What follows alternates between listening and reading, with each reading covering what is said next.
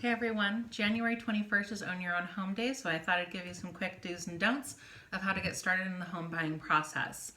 My first do is speak with a lender. If you don't know who to go to, ask for some referrals, either from your agent, from family, or friends. This step is really important so that you know what price point you want to be shopping at for a comfortable monthly payment for you. They can also help you along the way with a credit journey if there's things that you could do in order to improve so that you can capture some of those good credit rewards programs, like which cards to pay off, which ones to keep open, and they'll kind of help you along the way with that process. Which leads me to my first don't, which is don't go out and finance a car right before you're trying to purchase a house.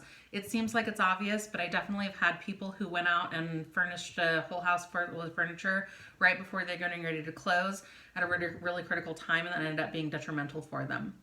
My number two is contact your agent, hopefully me.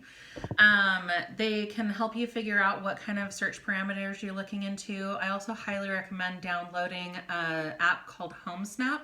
The reason I like it so much is that it sources from our local MLS, as opposed to programs like Zillow or Trulia, where they're getting a lot of their algorithms from a lot of different sources, and sometimes they have inaccurate data, like homes that are in pre-foreclosure, which sometimes can just mean that somebody's behind on one monthly payment, not necessarily that the house is going to be on the market anytime soon. Number three is have your ducks in a row and be ready to move quickly. I'm sure that we're all aware of how quickly everything is selling in our current market, which is why it's important and time is of the essence in real estate. There's a reason that that phrase is popular. Don't get discouraged, however. It's not uncommon for people to be writing multiple offers in this market. We are dealing with competing with cash offers, out-of-state investors, and unfortunately sometimes that means that you may have to toss your hat in the ring a couple of times before you get one that actually sticks and is the right property. Number four is ask questions. Work with an agent who you're not embarrassed to ask multiple times. Oftentimes I have people confess to me that they don't understand the home buying process. You are not alone. Most people do not. It's a lot to handle and a lot to process. I'm also used to throwing a lot of information at people kind of all at once, and it can feel overwhelming. So I'm never surprised if somebody doesn't retain everything that I tell them on the first round, and I never want them to feel embarrassed about asking. My don't for this is don't decide to not ask the question because you feel embarrassed, or you know that it's already been talked about, or you aren't sure if it's the kind of question that seems like it would be common sense. It's better to know in advance than miss out at the end. My last do and don't is do some research on how housing trends have historically changed. I think the biggest problem that I see is so many people who are waiting for another crash like the one that was based on a lot of the Wall Street subprime loans, and thinking that there potentially is going to be another bubble that is going to really take a downturn, really cut into those prices the way that it did during the last housing recession.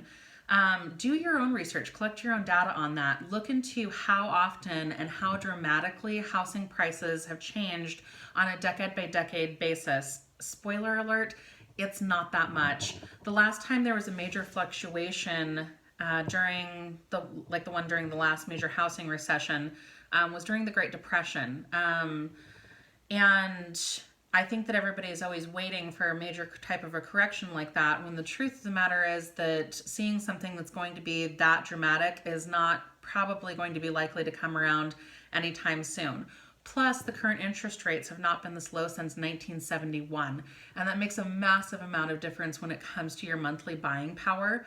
And so much so that a lower interest rate, or an interest rate going up by even 1 point, could make the difference of several $100s, per month as far as what your monthly mortgage payment is.